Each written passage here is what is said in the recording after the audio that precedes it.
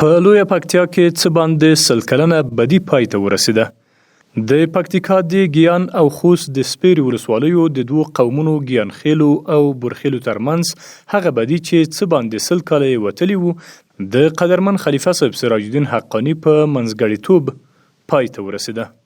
د دغو دوو قومونو ترمنځ د غرونو او ونو په سر په دې بدۍ کې له دواړو خواوو تر 100 زیات کسان وژل شوي او سلګونه زخمیان شوي دي. الحمدلله هزار شکر میخ الله پروردگار ته په سجدات سملی د دغه شکریا د دغه نعمت شکریا به ادا نه کی ځکه چې میخ په دې باندې په سوي کسون ورکړه او د دواړه جانبین په خپل منځ کې یو زدرونی او په منځ کې دا مشکل د دوی ورونه په منځ کې مشکل کروغله مشکل حال شو میک دومره سخت خشولی چې د ډیرو خوشولینا د منطقه زوی نه کوي خیر که په ګاټوي که په تاونوي خو چې دا مارګ عام قتل مخنیوي وشو د خلیفہ صاحب د میخ خپل عمر کاش کې د تعالی پروردگار ورکو ډیر زنه مننه نه کوي دغه باندې یونیم سل کلا وتلې دي بیا دوه طرفینه مړیم ډیر زیات شوی دي دا کوم مشره کنيسه خدای پاک درهم پوکي د لوی پښتانه نن مشونه سره دغه پاکم ډیر منډه تر لکړی دي نو بیا دوه ونیم کلا مخ کې ګیان د روزو خلک دغه وختنه وکړه خلیفہ صاحب چې میخ په مانځ کې مداخله وکړه بیا الحمدلله د چې مداخله وکړه په سلام نن وکړه د ډېر وخت نه ممله وه همدغه ډېره د ګاټه د خیر خبره وه چې دومره غټه لاسته راوړنه ده چې د آبا او اجداد نه جوړه به دي چې نن خلاصېږي ډېره د خوشحالۍ او د ویاړ او د فخر ورځ ده ټولو د قابل قبول ده ټول به مني او منلې ده.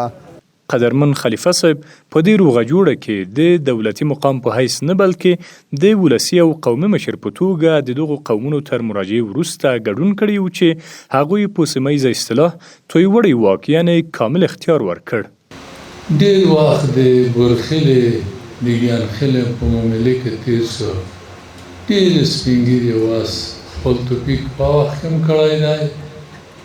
او خپل کوشش یې کړی دی خو الله پاک پروردگار دی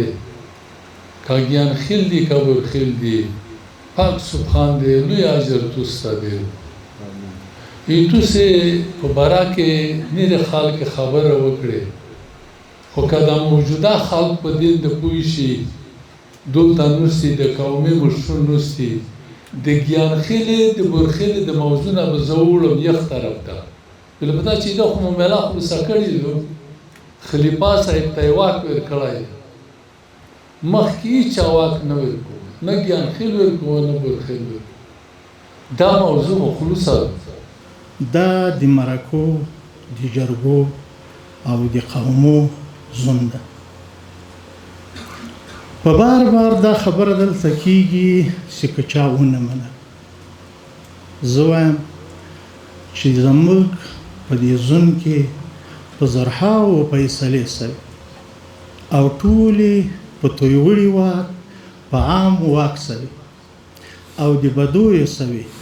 چې په هغه کې لسګونو خلکو ژوند له لاسه ورکړی. جناب خلیفه صاحب دا فیصله به انشاءالله خدای ته امید لرم چې دا به منل کېږي ولې که نه منل کېږي یا څوک د دې نه بغاوت کوي د بغاوت ویل کوي دا به د دې ظلم سره مقابله کوي دا به د دغو قومونو سره مقابله کوي. خلیفه صاحب د دې اوږدمهاله بدۍ د هر اړخیز حل او مدعیبها سیمې د کتلو او ارزولو لپاره یوه کمیټه تشکیل کړه چې دغه معضله له شرعي حقوقي کلتوري او عرفي اړخه وڅېړي. په دې لړ کې په خپله خلیفه صاحب د همدې پلاوي په ګډون د داوګیرې سیمې غرونو او درو ته لاړ او د خړ سر زمبروټي کیخوم درې او نورو څنډو مساحت او جغرافیوي موقعیتونه یې له نږدې وکتل. د سې شنبې په ورځ باندې له دې ځایه په هلیکاپټر کې لاړو هوا هم خرابه وه باراني هم وه هلته لاړو یو سر باندې هلیکاپټر کېناستو د خړ سر سره نږدې چې کېناستو نو سر ته یې چې ورسولو 2-3 واره 15 واره ملګرو ته مسونه ونیول مطمئن شو چې بس دی نه راځي تقریبا یو 50-60 متره به موږ لاندې راښکته کېدو د غر له څوکې نه دومره وریځه وه دومره هغه و چې په 2 متره کې سړی نه لیدی کېدو دلته اواز شو اوازونه شو مونږ وچ کېدای شي د کلیوال رغلی وي هغه رښتیا کلیوال و 15 مترۍ کې چې نور هم رانږدې شو څه چل دی وایي چې خلیفه صاحب روان دی خو بهرحال خلیفه صاحب مارخې ګاز برای خدا خلیفه صاحب محترم باران دی او ګلی ده وریږي او وسکټونه لونګۍ او پلان و اسمان نو څه تاخیر د سړی راوخته موږ هم مجبور شو راوپه شو ولې راغلي مسلمانه د پرسونل د ماینونه هلته ملګرو ویل د غره حیوان هم یو پرسونل ورزولی و هغه ټوکر یې موږ ولیده وایي ما دا فکر وکړو چې دا خو ډېره غټه موضوع ده د پیړیو یا د کلونو موضوع ده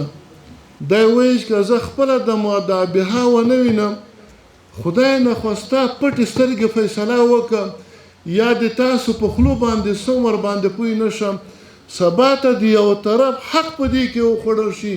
په ورځ د آخرت باندې الله زه مسؤل وم له توی وړي واکه وروسته کلتوري او رواجي طریقه دا بدل کیږي چې فیصله وشي خو قدرمن خلیفه صاحب د بدۍ د سمې هواري او د متخاصمو اړخونو له زړونو د کرکې او بدبیني د ختمېدو په خاطر تر پریکړې وړاندې یو ځل بیا دواړه اړخونه ولیدل او د تیرې وعدې او واک د ورکړې مسله یې تثبیت کړه دواړو لورو تر وروستۍ فیصلې مخکې یو ځل بیا د خپل واک ورکړه تایید کړه خو یقینا چې دا مره کوشش بیا بل چا نه دی کړی لکه تاسو چې کړی دی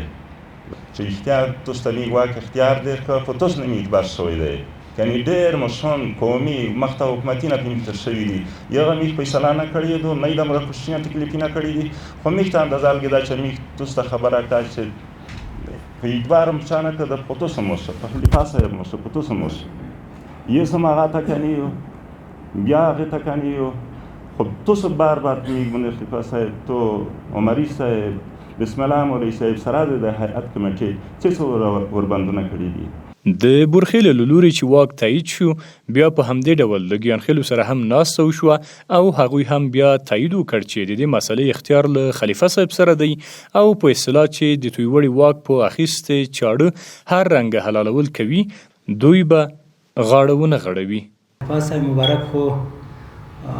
داسې نه چې فقط یو د افغانستان ولس بلکې ټول امت مسلمه ورته احترام لري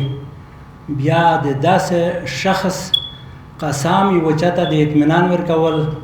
بیا هغه خلک چې زدرون وي دا خو بالکل مناسب نه دو چې زدرون کوم په دې باندې داسې اشتباه وکړي چې خلیفه صاحب په دغه خبره کې اخلاصمن نه وي نو زه د ټول کوم په نمایندګۍ باندې خلیفه صاحب مبارک ته دغه خبره کوم چې که زه قسم وکړم په دې کې بخانه هم نشم چې د ګیانخیل قوم په نظر باندې د میږ دغه فیصلې د پوره د خلیفه صاحب مبارک نه په د مخ د مځکه باندې بل داس مناسب څوک نه ویني او نه به وویني دا دغه اطمینان ورکوم ګیانخیل قوم په دغه واقع چې کوم ډېر سخت بې تکلیفه جدیت یې وکړه او دغه واقع چې کوم دا ورکړه خلیفه صاحب د دواړو لورو په خوښه د روان کال د اسد میاشتې په 18مه د شنبې په ورځ سهار 9 بجې وخت وټاکه چې وروستۍ فیصله واورول شي او د کلونو دغه خونړۍ او له یو نسله بل ته انتقالېدونکې دښمني نه یوازې ختمه بلکې په دوستۍ بدله شي همدا و چې په دولتي کچه ځینې معین صاحبان د خوست پکتیا او پکتیکا والیان د ځینو ولسوالیو ولسوالان له ګیانخیلو او برخیلو ورهاخوا د منګلو تڼیو او ځینو نورو قومونو علما مخور او مشران او د کوچیانو قومي استازي هم راغوښتل شوي وو چې د فیصلې د ابلاغ په مهال اتمام حجت لا پوخ راشي زه د یو واکمن په صفت دغه معاملې ته نه یم رامخکې شوی چې زه وزیر داخله یم یا مشر یم نه زه د یو تاسو د منطقې یو ادنا خادم یم د تاسو همدردي د تاسو غم او تکلیف زه مجبور کړم حتی د جهاد په دوره کې قدرمنو مشرانو د ګیانخیلو مشرانو د برخیلو مشرانو مانه غوښتنه کوله په هغه وختو کې موږ دوی ته هیاتان رالېږلي دي ګرځېدلي دي بیا چې د فتح نه وروسته راغلي د دوی غوښتنه د مانه وه د دوی په غوښتنه باندې بیا موږ مخکې شوي وي او د دوی د ادعا مطابق موږ بیا داسې هم کړي دي چې وقخت که کوم دی که کمیټي کومه ده دا ما نه ده انتخاب کړي، دوی ته مو مخکې کړي ده، ډېره ته خواهه کړې ده. موږ په تاسو احسان نه اړوي، د تاسو احسان منو چې موږ ته وخت راکړی دی. دا هیڅ تکلیف نه دی. که زه ووایم چې زه د دې یادونه کوم، زه والله العظیم په شرمېږم چې د یو مؤمن تلفاق معصوم بچي د یو معصومو طبقې زنانهو د حیواناتو نجات د ما په وجود باندې کېږي، زه یې نه کوم خو زه به لوی بدبخته وم، خدای مې دې وساتي. موږ تاسو دا به د تر ټولو نه مشره ده، دا چې کوم کې واقع دي دغه نه هم مشره وي. داسې څوک شته په ګیانخېله قوم کې، په بورخېله کې چې دی په وخت کې دا بدي جوړه شوې، که دی نه مخکې جوړه شوې ده، مخکې جوړه شوې ده. ګورئ چې دومره مخکې بدي راته جوړه شوې ده، د موږ معصوم اولاد چې کوم دی دغې پیدایش په څه شي کې کېږي؟ اوله ورځ په دښمنۍ کې وشي. چې اوله ورځ په دښمنۍ کې وشي، د یو معصوم تلپاک کور کې دپاره کورنۍ خوشحالۍ اظهار کې موږ داسې په اصطلاح تپک ضربي کې ټکان کې چې زوی پیدا شو. دلته دا چې پیدا کېږي د یوه دښمنۍ سره دنیا ته راځي. د اوله ورځ نه د ده ټول ژوند چې دی د دنیا د ټولو انعاماتو نه محروم دی. زه یم چې د دې جهالت خبرې، د دې کبر ظلم خبرې، دغه ټغر لکه څنګه چې افغانستان 50 کاله د لاندې انقلابونو کې وسوځېدو او داسې په بړی بړی افغانستان کې دا دښمنۍ بدۍ روانې وې. خدای پاک د اوسني نظام اسلامي امارت سره د دښمنۍ ټغر ټول کو اسلامي امارت د عفو سره راننوېد. د موږ د سر قاتلان چې کوم یو سترګې سره لګېږي دا موږ برداشت کړو. زه تاسو نه احترامانه خواهش کوم ځکه چې موږ تاسو ډېرې مرکې جرګې سره وکړې، قدرمنو ګیانخېله قوم، قدرمن د بورخېله قوم، دا سړی تودیم سره تېرې کړې. دا احسان ښېګړه دی، ځان نه بولم د تاسې بولم، خو په دې کې که زه قسم وکړم الله هم د حانس نه کړي چې یوې روپۍ منفعت او ګټه موږ ته نه وي پکې، او بغیر د دې نه چې تاسو ته مې خیر غواړم، دې خیر په بنا باندې چې موږ اوس د خیر یوه فیصله کوي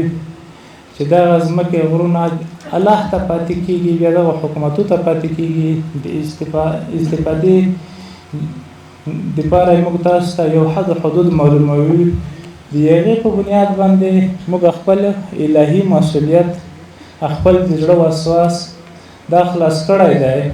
نور یې خدای ته حواله کوي. تاسو نه دا غوښتنه کوي چې د خپل مظلوم اولادو باندې، په د خپلو سپین ږیرو باندې، په د خپلو حیواناتو باندې، په د خپلو قومو باندې رحم وکړئ. په غونډه کې ویناوالو له دیني او کلتوري اړخه د سولې اهمیت توضیح کړ او په اسلامي تاریخ کې د مسلمانانو ترمنځ د سولې او جګړو جریاناتو ته په اشاره د نننۍ ورځې اهمیت بیان کړ چې سلګونه انسانان، حیوانات او ان نباتات له تلف کېدو ژغورل کېږي او د سولې او سلامت په وسیله زړونو ته د مینې او قدردانۍ قوت انتقالیږي. قدرمنو مشرانو، د دې دوو قبیلو قومونو قدرمنو ورونو، که موږ د دې نعمت ناشکري وکړه الله به له موږ نه سخت ناراضه شي. په دې به انکار کوو چې یاره په غره باندې مې والا دعوه ده زه یې نه پرېږدم، که زر مړیم په دې مابین کې وشي بیا به هم صلح راځي. قرآن عظیم شان کې الله عز وجل د دې عظیم نعمت مذاکره الله موږ ته داسې کوي: واعتصموا بحبل الله جميعا ولا تفرقوا. د الله په رسۍ باندې منګولې ولګوئ، د الله د رسۍ نه جلا کېږئ مه، ټوټې ټوټې مه کېږئ. الله دا هم راته وایي: واذکروا نعمت الله علیکم. د الله عز وجل نعمت در په زړه کوي چې الله په تاسو باندې انعام وکاو د اسلام په سبب باندې. فاصبحتم بنعمته اخوانا. د ایمان او د اسلام له امله الله عز وجل تاسو ورونه وګرځولی. نن عین داسې فضا الله جوړه کړې موږ خو د پلار او نیکه نه مسلمانانو خو یوازې زموږ په مابین کې شیطان خواري کړې وه چې د ورور وینې ته یې کېنولي وو تاسو یوازې لوی پکتیا دا خبره مه کوئ او دا احسان هم مه باروئ اورې لا تمنوا علی اسلامکم بل الله یمن علیکم ان هداکم للایمان دا د الله هدایت دی چې تا اعتماد کړی دی یوازې ته لوی پکتیا اعتماد نه کوې زه د شمال د هغه کوجو کنار نه یم قسم په خدای ده که خلیفه صاحب مبارک زمونږ د قومونو منځ ته راشي د 300 کالو هغه بدي به ختمه شي واک نه غواړي پښتون والو لوی پکتیا والو زما د ازبک په قوم کې زما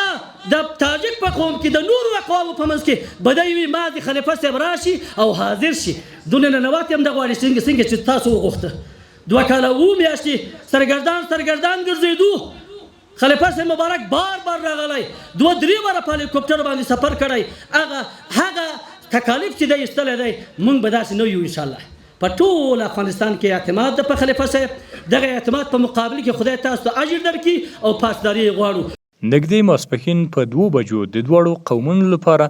د خلیفه صاحب په مشري د ټاکلې کمیټې له لوري چمتو شوې فیصله قاضي صاحب نور الله واوروله او دواړو لورو په غور واورېده د لوړ څوکې یعنی د پی 1 نقطې څخه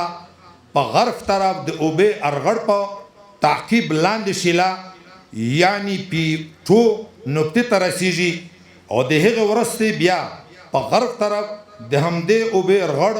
تا د مخامخ شیلې د مسیر په تعقیب بالاخر د هغې اوبه ارغړ سره چې پی 3 نقطې ته وصل کیږي چې د مذکوره خط فاصل څخه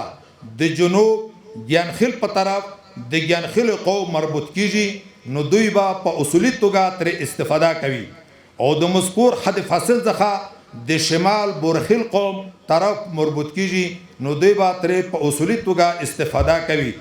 له فیصلې وروسته د دواړو قومونو استازیو له خلیفه صاحب سره جلا ولیدل او د کړې فیصلې په جزئیاتو له لا ښه سرخلاصېدو وروسته په خورا مینه او خوشحالي رخصت شول. یاد دی وی چې په ساحه کې د عملی کار د شروع کېدو لپاره کمیټه وټاکل شوه چې د دواړو قومونو د استازیو تر مخ په غرونو کې بریدونه او ساحې تعیین کړي او بالاخره د دې سیمو له بدیو تازه خلاص شوي قومونه عادي او بې دښمني ژوند پیل کړي.